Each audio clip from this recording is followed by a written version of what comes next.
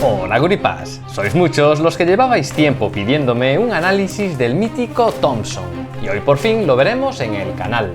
Así que preparaos que vamos a conocer toda su historia, sus variantes principales de este famoso subfusil estadounidense. Aquí lo tenéis.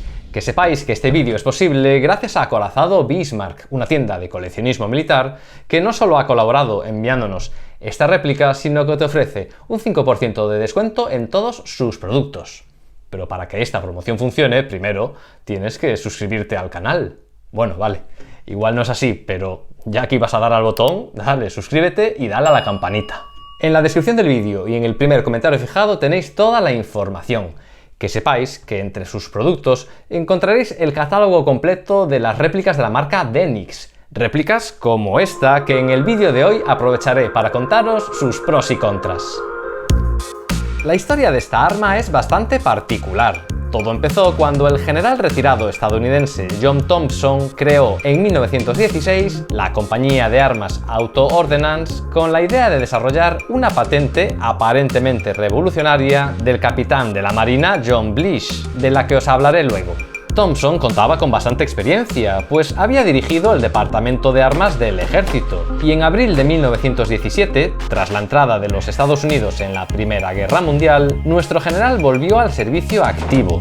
Fue entonces cuando se propuso equipar al soldado con lo que él denominó una pequeña ametralladora de mano capaz de barrer las trincheras enemigas. Aunque el arma llevaría finalmente su nombre, Thompson no estaba solo en este proyecto, y fue su equipo quien decidió que el calibre ideal entre los ya existentes sería el relativamente reciente 45 ACP, que traducido son unos 11,4 milímetros de diámetro. Este cartucho se había inventado para la pistola Colt 1911, que por si no lo habéis visto aún, os queda un enlace al vídeo que tenemos sobre esta otra mítica arma estadounidense. La elección de un calibre de pistola influyó en la designación del arma, pues Thompson está considerado el primero en catalogar este tipo de armas como subfusil. Hasta ese momento en Europa se prefería el término pistola ametralladora y de manera más informal metralleta. Pero hoy en día el término subfusil se ha consolidado para designar cualquier arma con un calibre inferior al de fusil y que dispare en automático. En el caso del subfusil Thompson cuenta con la opción tanto de disparo semiautomático como automático.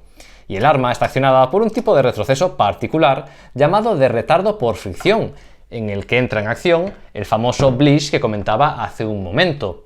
Es el inventor de una pieza en forma de H presente al final del mecanismo, esta misma que estáis viendo ahora, que ayuda en temas de presión dentro del arma cuando se dispara, y que lleva marcada la parte de arriba con la palabra up en inglés, pues de colocarse al revés el arma no funcionará. Pero me estoy adelantando, volvamos a la historia del arma.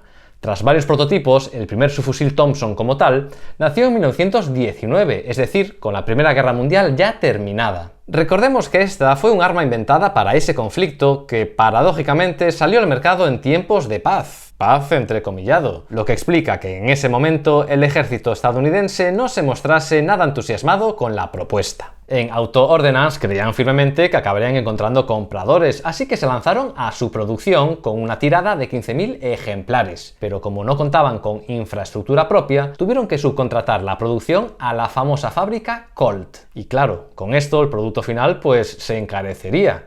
Sabéis que los inicios de la Thompson son todo problemas. Este primer modelo fue denominado M1921 y que no os extrañe verlo así sin culata, pues al comienzo era más un complemento. Para ejemplo, esta imagen del mismísimo general Thompson. Otra particularidad del modelo M1921 es la boca del cañón, pues no sería hasta 1926 que se le añadió un compensador o freno de boca, un invento que reduce el retroceso del arma hacia arriba y por tanto la vuelve más manejable. Con esta modificación, el arma pasó a denominarse M1921AC. Deciros que aunque en teoría la versión reproducida por Denix es la del siguiente modelo, el 1928, yo diría que pasaría perfectamente por un 1921AC. Lo que sí, desde el principio, todos los modelos del Thompson exteriormente destacan por su doble agarre, una empuñadura para la mano del gatillo y un pistolete frontal para ayudar a apuntar. Destaca también por estas aletas de refrigeración sobre el cañón, que sirven para eso, para enfriar el cañón, pues con fuego mantenido, un arma automática tiende a calentarse y mucho. El cerrojo del Thompson siempre estuvo en la parte superior y, como podéis comprobar, en la Denix es completamente funcional. Por último tenemos el alza. Es del llamado de tipo Lyman, en teoría para hasta 500 yardas, unos 457 metros. Una distancia me parece que bastante optimista. En la Denix esta pieza se levanta, pero el resto, como en otras tantas réplicas de la marca, está fijo y es decorativo. Pero visualmente lo que más llama la atención es sin duda su cargador redondo. En realidad, originalmente, fue diseñado para intercambiar hasta 3 tipos distintos de cargadores, un modelo recto y 2 con forma de tambor. Todos llevan nombres en números romanos que hacen referencia a la capacidad del cargador, el recto de 20 y los de tambor de 50 y 100.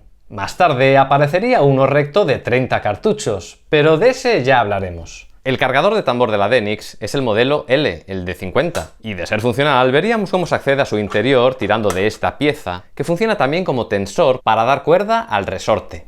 Vosotros, guripas, ¿cuál creéis que era más popular? Seguro que el de tambor de 50 o de 100, ¿no? Por aquello de la mayor capacidad. Pues no. La tropa prefería el recto, pero de lejos. Y eso que, como decía, pues tiene mucha menos capacidad. Es que estos tambores, tanto el de 50 como el de 100, son muy pesados. Y el arma de por sí ya es bastante pesada. Y por si esto fuera poco, en movimiento, los cartuchos en el interior de este tipo de cargadores hacían un ruido indeseado que podía llegar a alertar al enemigo. También los cargadores rectos eran más prácticos de cambiar porque se introducen por abajo, mientras que el de tambor se introduce de lado y, ojo, porque es necesario previamente tener abierto el cerrojo. En ese sentido, fijaros que la réplica de Denix está bien reproducida.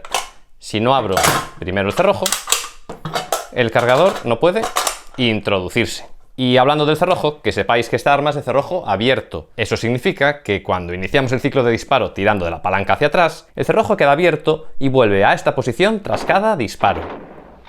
Por cierto, una cosa que me sorprendió saber es que el cerrojo permanece también abierto tras disparar el último cartucho. Es decir, que el soldado, después de introducir un nuevo cargador, no necesita volver a martillar el arma. Algo bastante práctico. Ahora mismo no se me ocurre otro subfusil que funcione igual, pues casi todos al agotar la munición terminan con el cerrojo adelantado.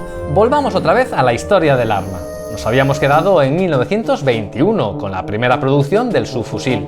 A pesar de tratarse de un avance técnico, las ventas eran muy modestas. En Europa tampoco llamaba la atención, aunque en esto seguro que no ayudaba su precio.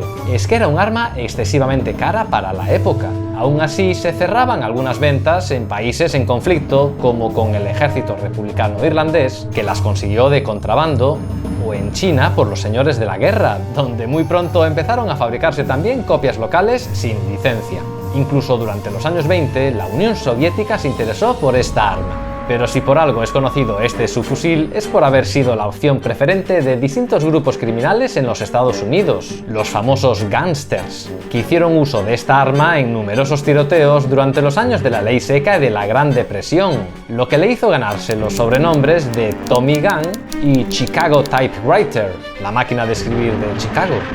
En realidad, fue Hollywood quien lo popularizó y catapultó a la fama en películas tan tempranas como esta de 1932, y que seguramente en realidad se usaron en menor cantidad de lo que nos enseñan las películas. Y lo mismo pasó con las fuerzas del orden. La policía sí, pero el FBI, hasta una fecha tan tardía como 1934, no empezaría a recibir esta arma.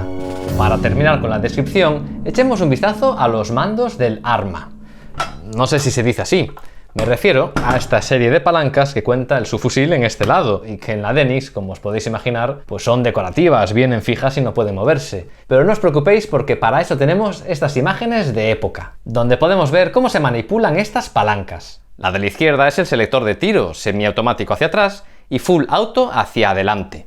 Y a la derecha encontramos el seguro del arma activo hacia atrás y hacia adelante listo para disparar, que es como viene fijada en la Denix. Por cierto, curiosamente, el selector de tiro en la Denix viene fijo en la posición de semiautomático, es decir, que con esta réplica, en teoría, no podríamos simular que estábamos disparando en modo ráfaga. Pero bueno, habría que acercarse mucho para fijarse. Por último, nos quedaría el sistema de extracción del cargador, bastante curioso.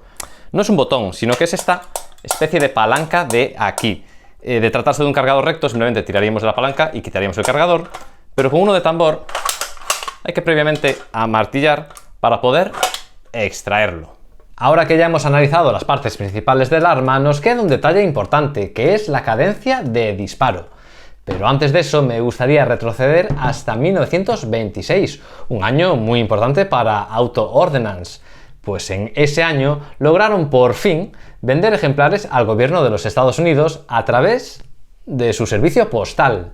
Pues sí, resulta que los trenes de correos empezaron a necesitar escolta y se iba a recurrir a los marines, para los que el servicio postal compró una pequeña partida de estos subfusiles Thompson. Y los marines emplearon luego estos mismos ejemplares en las llamadas guerras bananeras y también en Shanghái, que tras estas experiencias, en 1928 la Marina de los Estados Unidos estaba decidida a comprar más Thompsons, pero exigiendo un cambio. Y aquí entra en juego la cadencia de tiro, hasta ese momento de unos 900 disparos por minuto, que la Marina pidió rebajar a entre 600 y 650. Auto Ordnance obviamente dijo que sí, pero en lugar de ponerse a fabricar nuevos ejemplares, lo que hizo fue modificar los miles que aún tenían sin vender en sus almacenes.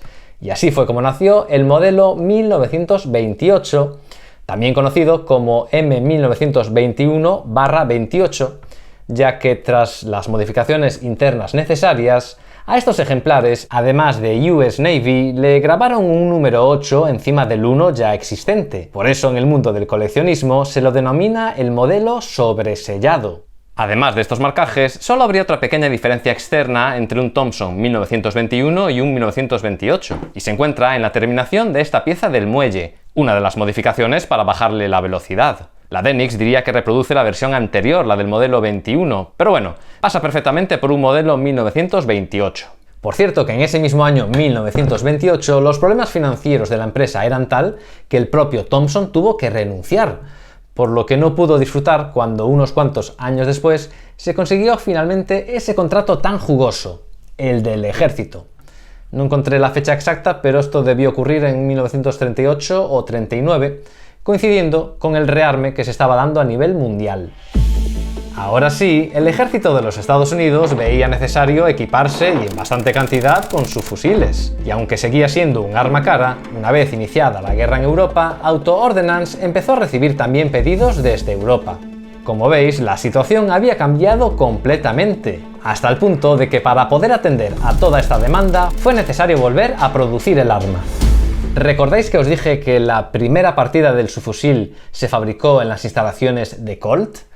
Pues para esta segunda, Colt estaba ocupada, por lo que Auto Ordnance tuvo que recurrir a otra fábrica, en este caso a Savage, que empezó a fabricarlo en diciembre de 1939. En la primavera de 1940 se entregó una primera partida para Francia, a la que seguiría Gran Bretaña, que incluyó por primera vez anclajes para añadirle una correa portafusil, algo que sería bueno que añadieseis si pensáis usar esta réplica de Denix en recreaciones de la Commonwealth durante la Segunda Guerra Mundial. Pues este fue el modelo de exportación, porque el ejército estadounidense había pedido ciertos cambios para, digamos, militarizarlo más, dando lugar al modelo 1928A1 que tengo por aquí. Pero eso, gripas, vamos a dejarlo para un segundo vídeo, donde además conoceremos su última y definitiva versión, el subfusil M1A1. ¿Qué? ¿Hay o no hay ganas de ver este vídeo? En la espera, mientras tanto, podéis clicar aquí para seguir disfrutando de más análisis de armas históricas o en este vídeo escogido especialmente por YouTube para ti. No os olvidéis del tema del descuento y nada más. Nos vemos muy pronto y rompan filas.